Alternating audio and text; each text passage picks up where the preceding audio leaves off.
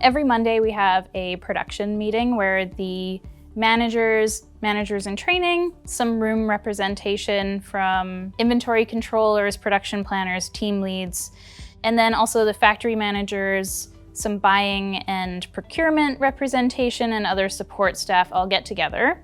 We have a meeting to review what's happening in the business, and we use TeamGantt as a way to create an agenda.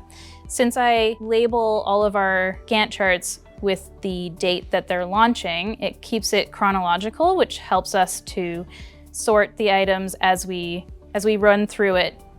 Using TeamGantt has been a way to standardize the type of information that we are sharing with the different departments. The user interface is a lot cleaner than using a spreadsheet, and I really appreciate the two-way communication, how people who are tagged in a task can communicate to me through the program by making comments or by updating their progress. Then I can see where we're at against a target.